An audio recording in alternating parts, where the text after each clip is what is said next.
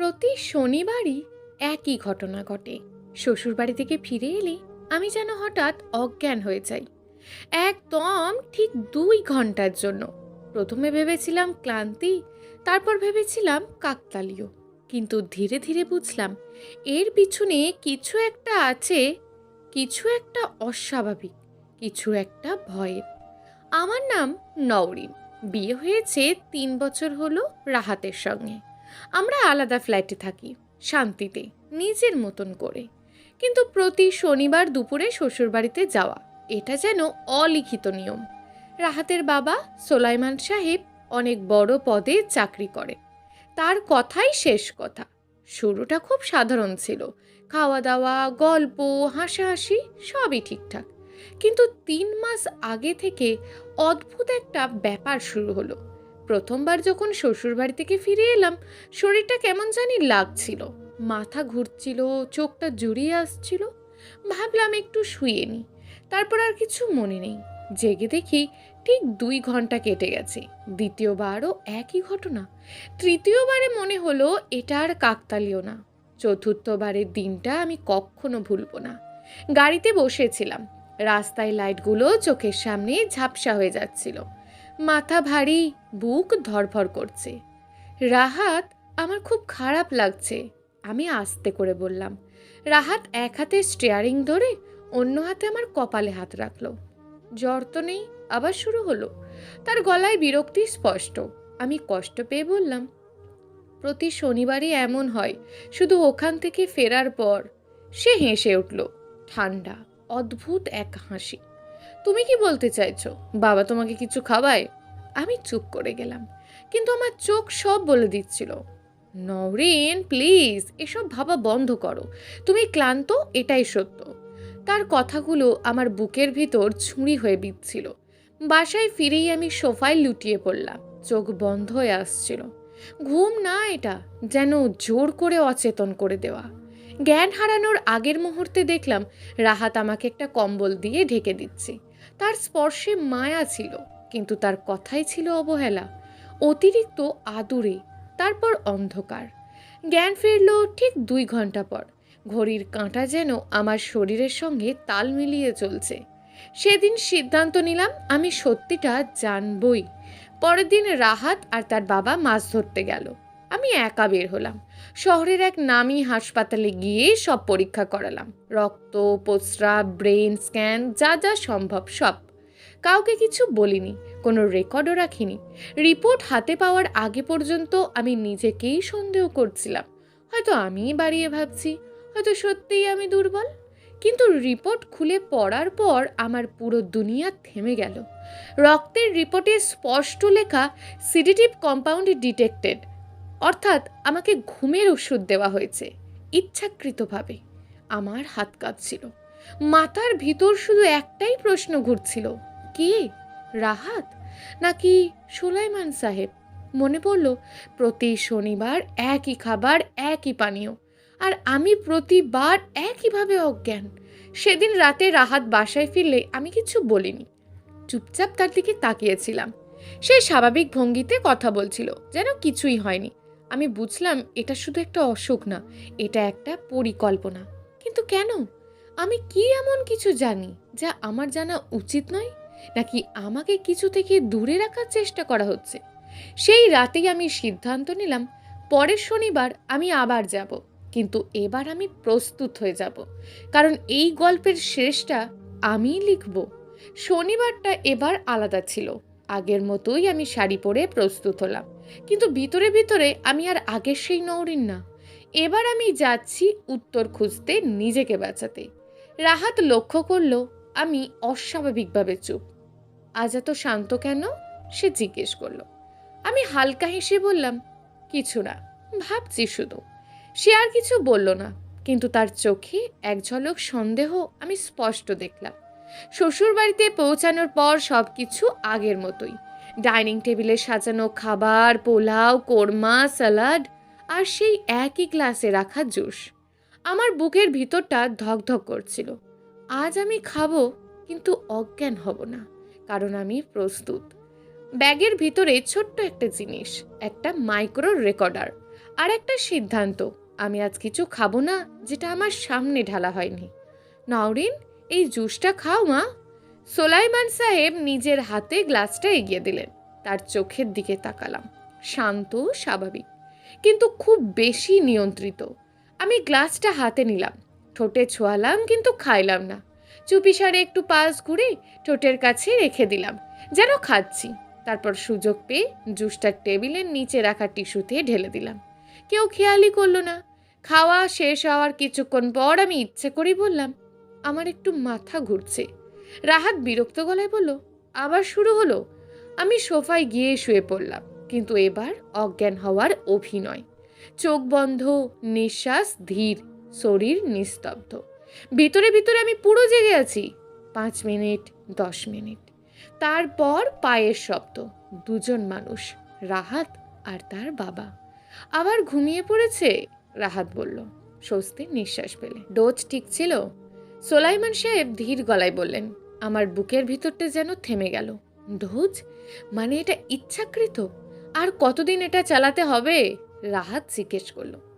যতদিন না কাজ শেষ হচ্ছে। তার বাবার গলা ঠান্ডা, হিসেবি। কিন্তু যদি কোনোদিন ধরা পড়ে? ধরা পড়বে না।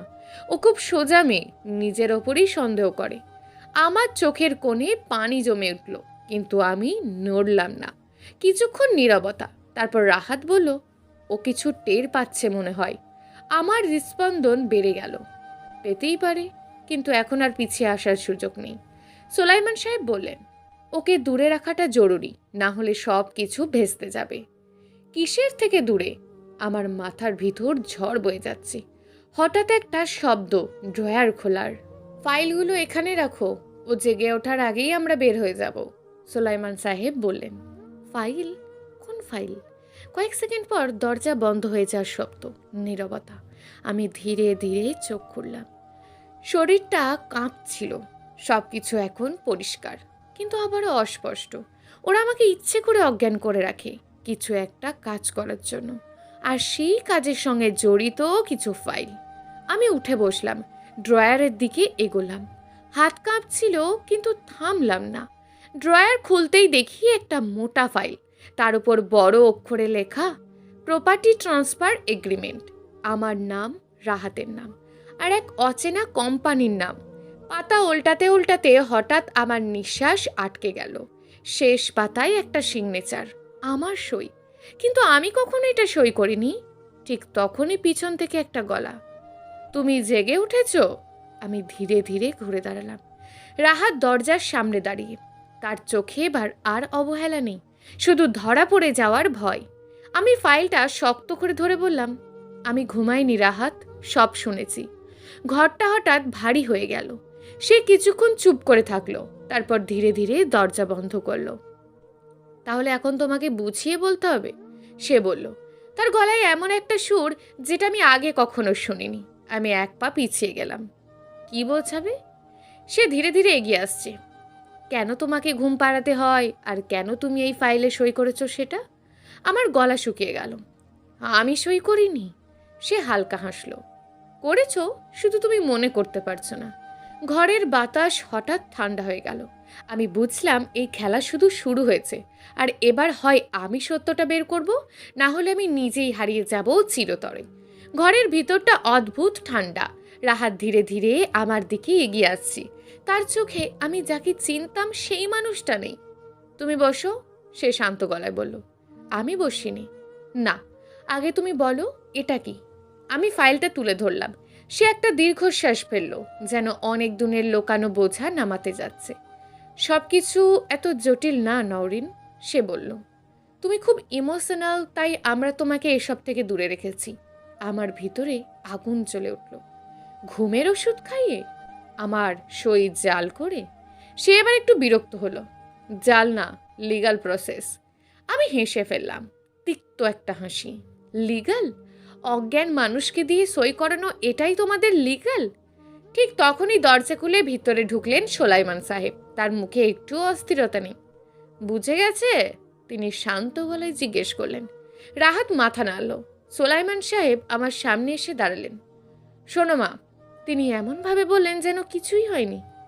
এই সম্পত্তিটা খুবই গুরুত্বপূর্ণ। আমরা একটা বড় প্রজেক্টে যাচ্ছি। তোমার নামে কিছু শেয়ার ছিল, সেগুলো ট্রান্সফার করা দরকার ছিল। আমি স্তব্ধ হয়ে তাকিয়ে রইলাম। কিন্তু আমি তো রাজি হইনি, আমি বললাম। তিনি হালকা হাসলেন। তুমিই তো সমস্যা, তুমি কখনো রাজি হতে না। এক মুহূর্তের জন্য আমার চারপাশটা অন্ধকার হয়ে গেল। মানে আমার ইচ্ছের কোনো মূল্যই না? তাহলে আমাকে বিয়ে করার কি মানে? আমি সরাসরি রাহাতের দিকে তাকালাম। সে একটু থেমে বলল, তুমি সহজ ছিলে, বিশ্বাস করো। প্রথমে সবটা প্ল্যান ছিল না, কিন্তু পরে। তার কথাটা শেষ করলো না। আমি বুঝে গেলাম আমি ছিলাম একটা সুবিধাজনক মানুষ, একটা স্বাক্ষর, একটা দরজা। তুমি এখন কি করবে? সোলাইমান সাহেব ঠান্ডা গলায় বললেন। এই ফাইল তুমি সই করেছো, এটা প্রমাণ আছে। আর তোমার রিপোর্ট, সেগুলো কেউ বিশ্বাস করবে না। তার আত্মবিশ্বাসে কোনো ফাঁক নেই, কারণ তিনি জানেন ক্ষমতা তার হাতে। আমি ধীরে ধীরে মাথা নিচু করলাম, কয়েক সেকেন্ড চুপ থাকলাম, তারপর হেসে ফেললাম। আপনারা একটা ভুল করেছেন, আমি আস্তে করে বললাম। দুজনেই থেমে গেল। আমি আর আগের সেই নওরিন না। আমি ব্যাগ থেকে ছোট্ট ডিভাইসারটা বের করলাম, মাইক্রো রেকর্ডার। লাল লাইটটা তখনও জ্বলছে। রাহাতের মুখ ফ্যাকাশে হয়ে গেল। এটা এটা কি? আমি প্লে বাটনে চাপ দিলাম। ঘরের ভিতরে ভেসে উঠল তাদের কণ্ঠ। ডোজ ঠিক ছিল, ওকে দূরে রাখা জরুরি, ফাইলগুলো এখানে রাখো। নীরবতা, একদম ভারী চাপা নীরবতা। সোলাইমান সাহেবের চোখে প্রথমবারের মতন ভয় দেখলাম, খুব সামান্য কিন্তু ছিল। তুমি এটা নিয়ে কি করবে? তিনি ধীরে জিজ্ঞেস করলেন। আমি তার চোখের দিকে তাকিয়ে বললাম, আমি ঘুমাইনি, আর এবার আমি চুপও থাকবো না। রাহাত এগিয়ে এলো। নওরিন, প্লিজ, আমরা এটা ঠিক করতে পারি। আমি হাত তুলে থামিয়ে দিলাম। না, তুমি অনেক সুযোগ পেয়েছো। আমার চোখের পানি ছিল, কিন্তু কণ্ঠটা শক্ত। ভালোবাসা যদি বিশ্বাস না দেয়, তাহলে সেটা শুধু একটা ফাঁদ। আমি ধীরে ধীরে দরজার দিকে হাঁটলাম।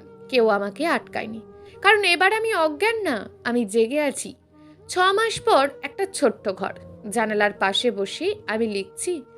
আমার সামনে 1 কাপ চা, শান্ত নীরব। কেসটা এখন কোর্টে, মিডিয়াতেও গেছে। প্রভাবশালী পরিবারের প্রতারণা, এই শিরোনামে। রাহাত, সে এখন জামিনে আছে, কিন্তু তার চোখে সেই আত্মবিশ্বাসটা আর নেই। সোলাইমান সাহেব, তার ক্ষমতা এখনো আছে, কিন্তু তার নামের পাশে একটা দাগ পড়ে গেছে। আর আমি আর সেই মেয়ে না যে নিজের উপর সন্দেহ করত।